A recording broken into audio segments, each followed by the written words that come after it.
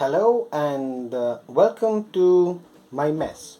So I've been away from the building board for some weeks now, so I want to get back into it. So there are a couple of small items to be done and some bigger ones also. So let's start with the small ones.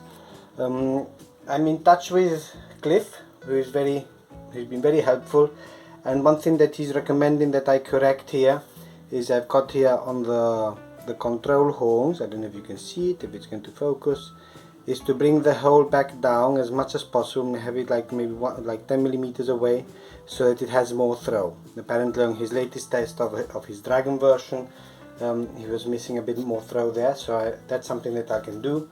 That's a relatively simple and straightforward action, I believe, but I will enjoy it. And then the next one is going to be with the wheels, also rather simple, I hope. I was at the hardware store looking for some O-rings. I did not find them. There was some kind of gaskets from the piping, from the plumbing section, but they didn't quite fit and they weren't symmetrical and things like that. So I've decided then to go ahead with plan B, which is to take this kind of foam and do some calculations. I don't know if you can see it.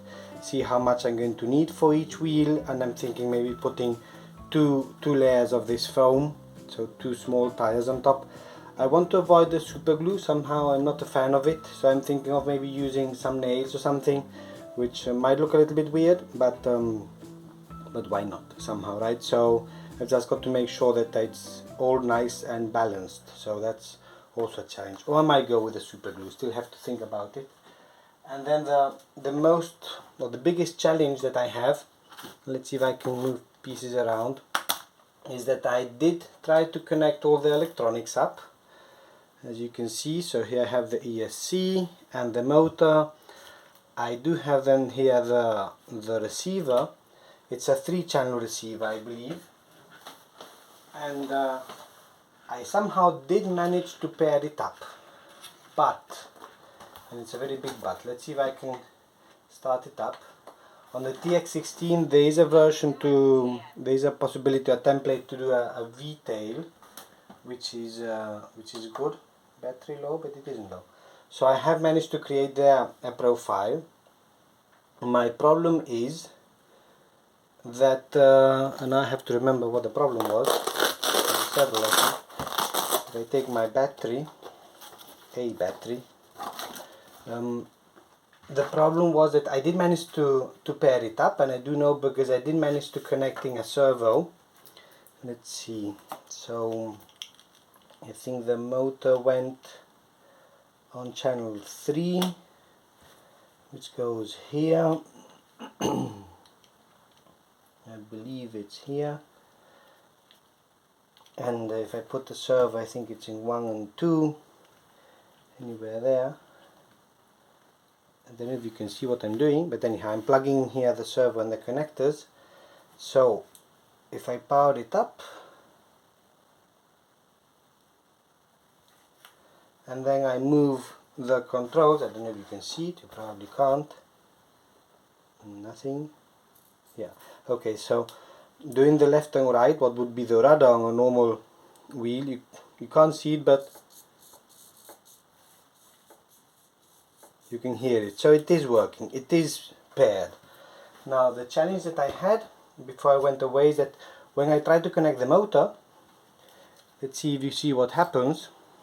Let's see if it still happens. It doesn't like it.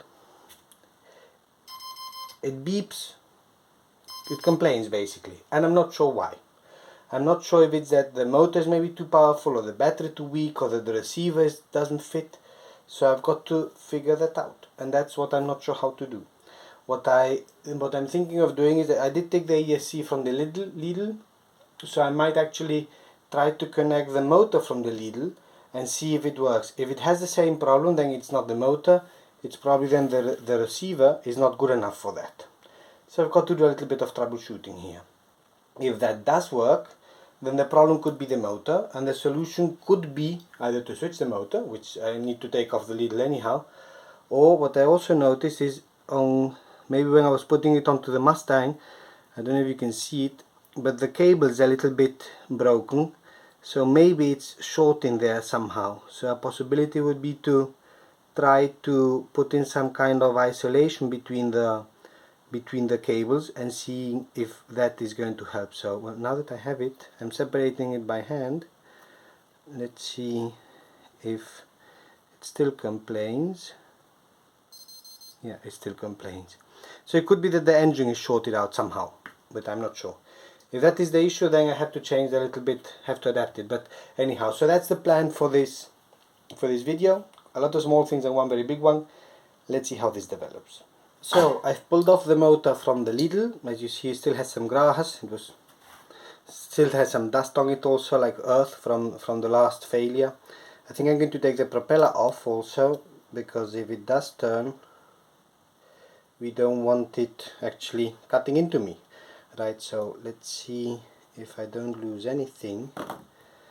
This is this kind of prop saver with the O-ring, and as I would say, sometimes it does help, other times maybe the hit is too much, right? So I'm going to take the O-ring off, put the screwing. One of the screws is already bent even, that's how my landings are.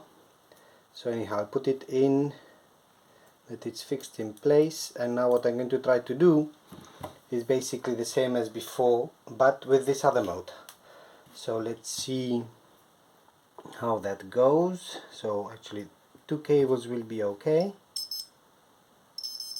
So maybe the ESC is toast. It's not letting me even put in 2 cables.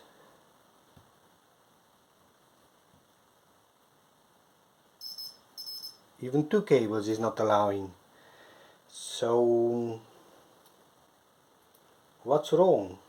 The ESC and the other receiver on the Lidl did work, but now this isn't working, and it is paired up, right? So but now, so it's not the motor. The only other issue might be then the receiver, that the receiver itself is not suitable for these kind of motors. Is it possible? Does anybody know anything about that? Puzzling. I think I'm going to disconnect the whole thing, put it aside, and see if I think up of something, and I continue with the other parts, the wheels and other things, and the rest of the fuselage. Let's see. I'm a bit puzzled, to say the least. So I have not come up with a plan for the electronics other than taking the receiver from another model that might need to be a sacrificial one, to see if it's actually the receiver the problem. But for the moment I'm going to leave that problem marinate there a little bit, and I've done some other things. So I've done, I don't know if you can see it, I've made some new holes in the control surfaces, the elevons they're called, elevators, I don't know what they're called, I always forget. So that's done, relatively straightforward. And I've also put the tires on the wheels with the foam. I have used super glue. It's very messy, all my fingers are stuck up, I don't like it, but it's probably the best solution. And I've just put one layer. I was thinking of putting 2, but I think it's just for show, and just that it doesn't, that it grips slightly, that it doesn't skid along. So I think it's going to be enough. One of the wheels is maybe like 0.5 millimeter bigger than the other one, so I hope it's not too bad. But I think, let's see, let me put it on the landing gear assembly and see what it looks like. It doesn't turn now. There it is. So I think it looks okay. Thinking of it, I might also go ahead and prepare here the assembly with the sequins to actually put the wheels on and make it actually sit well. So also an idea of one of you was also to reinforce the block, put in some triangles, some triangular shape gussets also to fix it better to the fuselage. So, but that I might come then to that later. What I've also done, I've assembled the fuselage because I just couldn't wait. So I've put it together. I'm not moving it now because it's fixed there. I've put it all together. It fits in nicely. It's actually quite nice to see the things fitting well. And what I've also started to do is I've also put it upside down to glue in the tail surface, the tail of the fuselage, that it's somehow as symmetrical as possible. I'm putting in some what are these called? maybe some not string, some kind of pieces of balsa here to hold the bottom. This is the bottom of the fuselage now. So I've put one in, fixed it in with masking tape, and I'm putting another one, maybe two more, or maybe one more is enough. And then when that is finished, then I do the top part, the top sheeting, which is also going to be a pleasant activity. So that's where I am so far, and still marinating the problem of the electronics. Let's see how that goes. So time to wrap up the video, because the whole electronics problem I think is going to stay there until I figure something out. But I've continued to do the build of the fuselage. As you can see, first thing I did was a boo-boo. So even if it says here to use cross-grain top sheeting, of course the first piece I used, I didn't use a cross-grain. So anyhow, I realized, and for the other two pieces I put in the cross-grain, and it does have a very sturdy feel to it. Also put this other piece, FT4, on which two pieces will come then at some point. One will be then the tail skid that will come on here somehow, and the other will be of course then the actual the V-tail, right? So I still haven't decided exactly where it's going to go, but somewhere there and then the V-tail is going to come. So that is all well and good. So from the fuselage construction basis, it's pretty much done. Still going to be then the hatch and things to do, and especially the electronics. But what I want to do now, and that's going to be then on the next chapter, as I figure out the electronics, is probably going to put some tissue on it. I don't know if I have enough tissue. I've got to look for tissue, and then also spray paint it that it looks good. I won't do it inside, it doesn't need it there, but maybe even on the bottom side it might also be good to have a couple of layers of paint, or at least one layer of paint, that it takes away the wood color. So in any case, the fuselage is pretty much as good as I can get it for the moment. Very sturdy, as I say. The construction is actually very nice, and the design, the construction maybe not so much, but the design is good.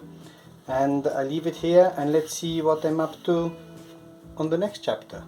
Thank you everybody as usual for following along and watching, and I'll see you next time.